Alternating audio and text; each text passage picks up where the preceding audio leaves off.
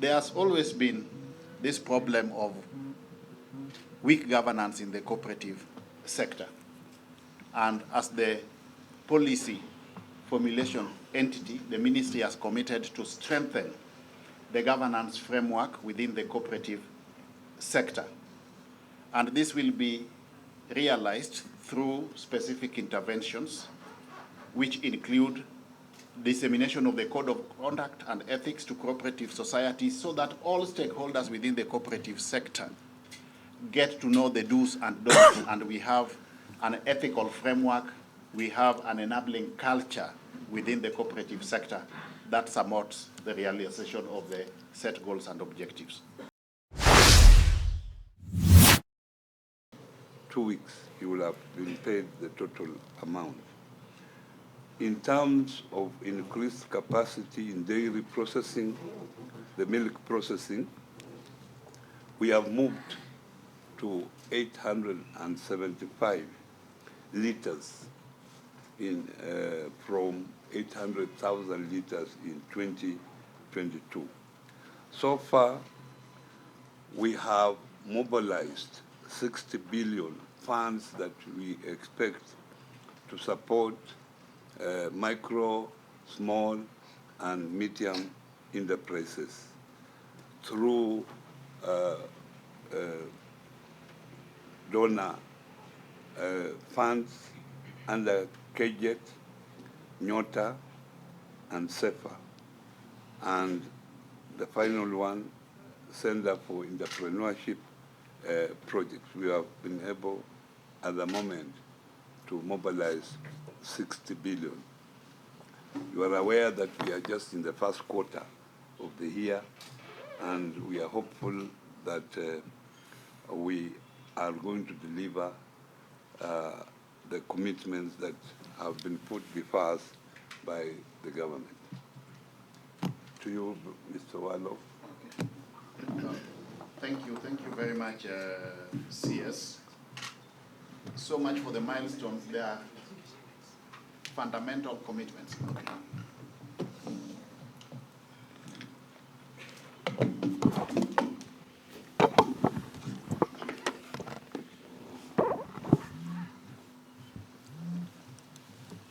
There are fundamental commitments which we have negotiated and agreed on with the ministry to be met within the next financial year. Within this financial year. Key among these are: one, promotion of Kenyan coffee. You are aware that coffee has traditionally been a major source of foreign exchange reserve, a major cash crop for this country, and the ministry has committed to promote coffee varieties in both local and international markets through trade fairs to promote the level of coffee that is exported out of this country, so that we get the attendant foreign exchange reserves emanating from that. Two, we have been having the challenge of coffee debts. The ministry has committed that upon verification of the debts, this financial year, the ministry will facilitate waiver of debts to the tune of 2 billion shillings, and that has been accommodated within the budgetary provision for the financial year 2024-2025. There has always been this problem of weak governance in the cooperative sector. And as the policy formulation entity, the ministry has committed to strengthen the governance framework within the cooperative sector. And this will be realized through specific interventions, which include dissemination of the code of conduct and ethics to cooperative societies so that all stakeholders within the cooperative sector get to know the do's and don'ts, and we have an ethical framework, we have an enabling culture within the cooperative sector that supports the realization of the set goals and objectives. The ministry will also conduct inspections periodic inspections in cooperative societies as a prerequisite for inquiries in cooperatives, as well as a mandate in Apex Federation Diaspora Digital Holding Cooperatives. The ministry will undertake training of cooperative officials on issues of ethics, integrity, and governance framework, and in this, the ministry will work with relevant agencies such as the Ethics and Anti-Corruption Commission. Then sensitization, massive sensitization at the county level. All the 47 county government staff will be sensitized on the Cooperatives Act, and this again is within the spirit and ambit of the interdependability between the two levels of government, so that we move together in realization of our goals and objectives in the cooperative sector. And in equal measure, the ministry will spearhead dissemination of the Cooperatives Act to all the other relevant stakeholders. Sorry.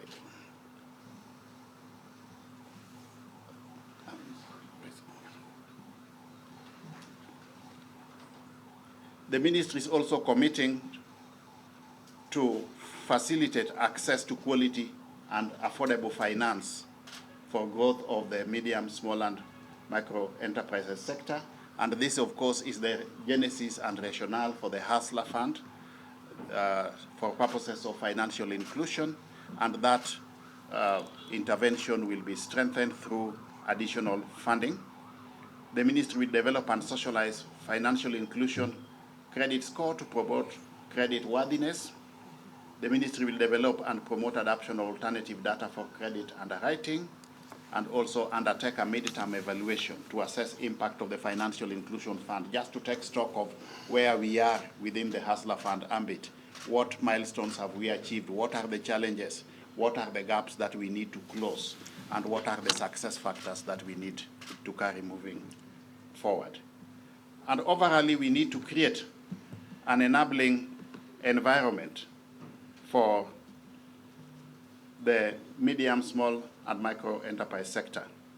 And within this space, the activities that the ministry will undertake with respect to the policy, legal, and regulatory framework include, but not limited to, review of the MSC policy 2020 for purposes of forwarding to the cabinet for approval, and of course subsequently getting its way to parliament for purposes of enactment into law. Development of an MSME formalization policy, and that will be forwarded to cabinet as is required for approval, and then progresses to the next level. Review of the MSC Act 2012, which will then be forwarded to cabinet for approval, and then it progresses to the next stages.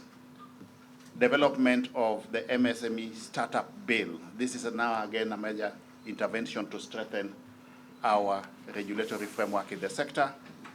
Then development of the financial inclusion policy, so that all that we are doing with a view to facilitating access to finances for small and medium enterprises is anchored on a sound policy framework. So these are the major interventions that the ministry has committed itself to. They are subsequently being integrated in the performance contract for the current financial year. They are in the annual work plan for this financial year. For all these activities, there are very clear timelines, very clear responsibility centers, expected outputs, output indicators, and targets. And the same now will inform the basis of performance appraisal as at 30th June 2025, on the basis of which the ministry will be held to account by way of performance.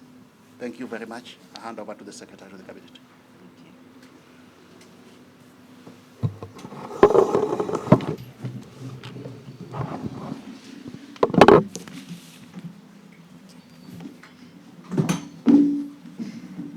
Thank you very much. We are approaching the end of the calendar year, a good time to pause and reflect on what is working, what is not working, why is it not working, and what can we do about it. So this exercise comes at a very suitable time to go into the ministry portfolios and evaluate what has happened, and where are we going as we move towards to close the year. Some of the areas that we looked at touched on resolutions that have been made in the course of the year at national retreats for the executive and also at cabinet. And I'm pleased to report that the level of implementation is satisfactory. The decisions are on track, the resolutions are on track, and that is going well. I'm also delighted to announce that we looked at the level of onboarding of e-citizen services, which are services guaranteed to ensure that Kenyans are able to engage with government in a manner that is efficient and manner that is timely in a way that is dignifying.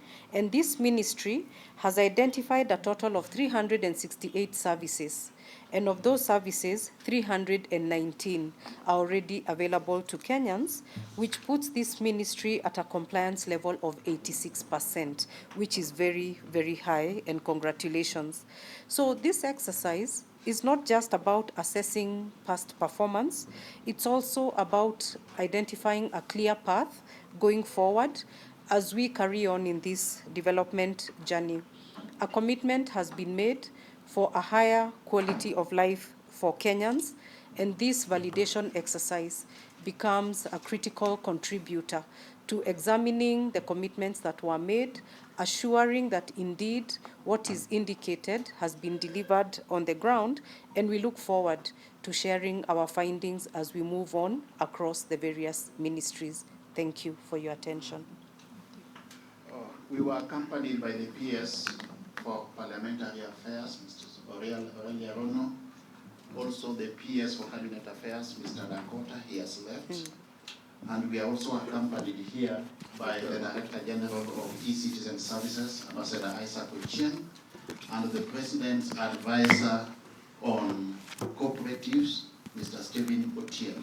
And we are here with the two PSS in charge of the two state departments, the Hustler Fund PS, Madam Susan Mangen, and Mr. Kilemi for Cooperative State Department. So maybe I can give Madam Aurelia a minute to say something with respect to pushing our policies and laws to Parliament. Okay, thank you very much, and the entire team. I think, CS Owalo, you've said it very well. The ministry is doing very well in terms of transacting the legislative agenda of the ministry. There are several initiatives that the ministry is working on, the policies, legislations, and regulations that they are working on, according to the government legislative agenda schedule that we coordinate as a State Department. But the key ones that are going to be delivered in this financial year has been read by CS Owalo, the Cooperative Bill, the Circle Societies Amendment Bill, the Startup Bill, which is almost to the end. It's already in Parliament, and the ministry is working together with Parliament on that Startup Bill, which is very key, and the three policies that have been read. So I would say the ministry is doing well in transacting or progressing the legislative agenda from the executive or from the ministry to Parliament. Thank you. Do we have any questions within the confines of the subject matter of this afternoon? Okay. Thank you. Thank you very much. Sasa. Huh? You have a question? Yes. On the issue of coffee, are you going to do an audit to determine the debts before the... Yes. Yes. Yeah, we are doing an audit already. The debt was about 6 billion. But so far, we are likely to waive 2 billion, because that is what has been provided for in the budget. So we are doing the audit. The audit is already ongoing.